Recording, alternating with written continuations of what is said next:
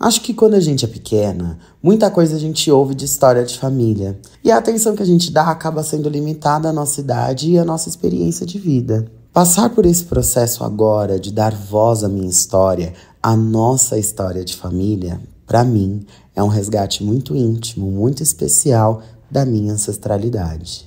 É como se fosse um abraço, um momento de acolher essas histórias e memórias, organizar elas e deixar para o mundo o início do crescimento dessas raízes.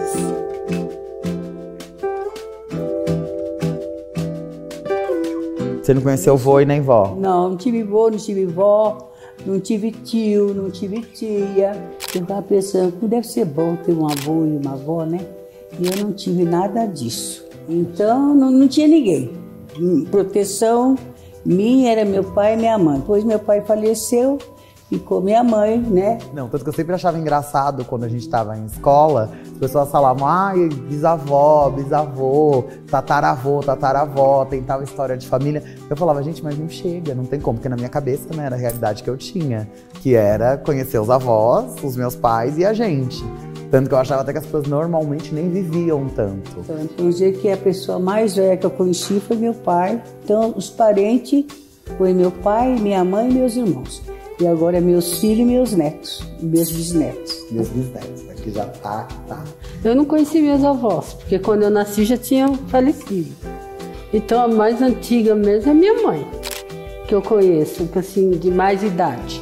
E conheci uma conhecida, que era a sogra da minha irmã. E 104 anos.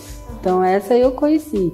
Posso dizer assim, não era da família, ficou mais ou menos assim da família. Porque ela era sogra da minha irmã. Então foi a mais velha que eu conheci. Agora em família mesmo é a minha mãe. Quando eu nasci, cresci, minha mãe falava, meus avós tinham morrido. Inclusive a minha mãe sempre comentava que a minha avó ainda viu, acho que a minha irmã, não sei se chegou a me ver. Aí do lado do meu pai, eu lembro que a minha mãe falava assim, que a minha avó tinha um grande sonho, porque a minha avó tinha esse rachinho no queixo, e ela já tinha N netos, que eu tenho primos muito mais velhos do que eu. Ela já tinha N netos e nenhum tinha nascido com isso, então nasceu eu e a minha irmã, por coincidência, né? Então eu sei dessa história do lado do meu pai. Apesar de ter um pai que bebia muito, essas coisas todas, mas eu tive uma infância que eu me resolvi tudo. Resolvi tudo na minha infância e não trouxe nada para fase adulta, de jeito nenhum. A minha referência foi minha mãe, porque pela situação que meu pai tinha, né, do jeito que ele era, então a referência era minha mãe. Inclusive eu sempre falo para ela, que eu e a minha irmã, que eu sou uma mulher forte graças a ela. Porque eu vi ela passar por tudo aquilo e se manter. Pra mim, quando eu era pequena, eu tinha muito... Eu sempre, no começo, né, a gente tá sempre ali com a nossa família mais próxima. Então a minha mãe sempre foi uma referência já, quando eu era pequena. Então eu já gostava, porque ela fazia as coisas, já fazia tudo, resolvia tudo. Tava sempre aí, ela tava sempre trabalhando, aí tava em casa, tudo tava resolvido. Aí eu gostava, tipo, entendia, obviamente, criança não entende o que o adulto faz para resolver as coisas. Mas eu queria que a coisa estivesse resolvida, ela resolvia. Aí, tipo, por exemplo, em termos de história de família, tem isso, que nem aqui, ela foi contar e ela já contou todas essas coisas, né? Então, que tinham falecido e tudo mais. No meu caso, do lado do pai, a gente ainda acha que pode até ser que tenha parentes que a gente não conhece. O pai, se estivesse vivo, já tá com o quê? Com 60 e pouco. Então, assim, pra saber do lado do meu pai, a gente já não sabe quase nada, assim. Também parou no vô e na avó, né? Que era, né? Um vô e uma avó. Mas uma coisa que falavam muito, que agora minha mãe falou do buraquinho no queixo, meu vô, marido da minha avó, ele tinha a pele bem clara, né? Ele era branco, né? Vamos lá, né? Que ele era branco. Vamos lá. E aí, todo mundo falava que ele tinha um sonho muito grande de ter um neto preto. Porque as crianças que nasceram do lado da minha avó, os netos, ela teve 3 filhos. Então teve minha mãe, tia Regina, que é mais velha, e o tio Douglas. Tio Douglas casou com uma mulher branca e tia Regina também casou com um homem branco. Então as crianças nasceram brancas. E a minha mãe foi a última a casar e consequentemente, os filhos vieram depois. E os filhos nasceram todos juntos, mas nasceram em blocos também. Nasceu primeiro os 3 do tio Douglas, depois os 3... Quem casou primeiro foi o tio Douglas? Foi a tia Regina? Foi a Regina. Tia Regina. Primeiro as 3 da tia Regina, depois os 3 do tio Douglas e depois veio eu e minha irmã. Então, as crianças que nasceram, os netos que nasceram preto foram só eu e minha irmã, porque a minha mãe casou com preto. E aí, o meu avô sempre queria ter tido os netos pretos, e aí, quando eu nasci, ele já não estava mais aqui, já faziam alguns anos.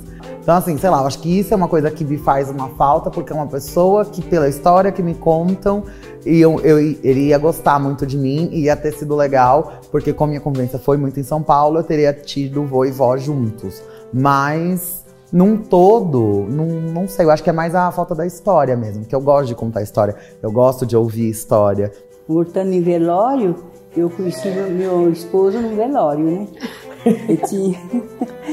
Foi muito engraçado, né? A gente tinha bastante de amizade. Então eu tinha uma amiga, colega chamada China, é no M, mas tinha apelido de China. A gente era vizinha ali, né? Ela, tadinha, também já faleceu, agora em fevereiro, fez 7 anos. E então morreu um sobrinho dela. E nós tínhamos uma amiga também chamada Judite, que era amiga minha e dela. E ela era amiga da irmã do meu esposo, né? Eu não conhecia ele, conhecia ela assim de passagem. Aí, como ela era conhecida, aí a Judite convidou ela para ir no velório do menininho da nossa amiga China. Aí ela foi, e o irmão foi junto, que depois ia ser meu marido, né? Eu achava a minha cunhada assim feinha, sabe? A mãe dele, nariz curtinho, mas era bem clarinha, porque minha sogra era branca. Aí ele falou, nossa, eu falei, nossa, Judite, aquela menina é feia, mas o namorado dela chega pra lá, né? Ela falou pra mim, ela tinha falado, beijo pra ti, não é namorado dele não, porque eu tenho apelido de Neuza, né? Não é namorado dela nem o Neuza, é irmã dela. Aí quando eu olhei, já não tava tão feio mais, né? Essa é eu amo essa história, eu amo. Aí já começou ele a olhar pra mim, olhar pra ela, né? Ele falava tirar a linhada, jogar o milho, né?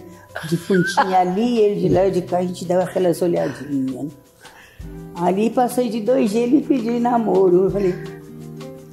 Aí começamos a namorar, então eu conheci ele num velório, foi uma coisa assim... Acho preparada por Deus, né? Porque eu era bem namoradeira, viu? Então, aqueles tempos ali pra você namoradinho. Passou pra gente isso aí. Passou direto. Aí, namoramos 3, 4 anos e casamos, né? Vivemos uma vida junto de 38 anos. Depois Deus recolheu, né?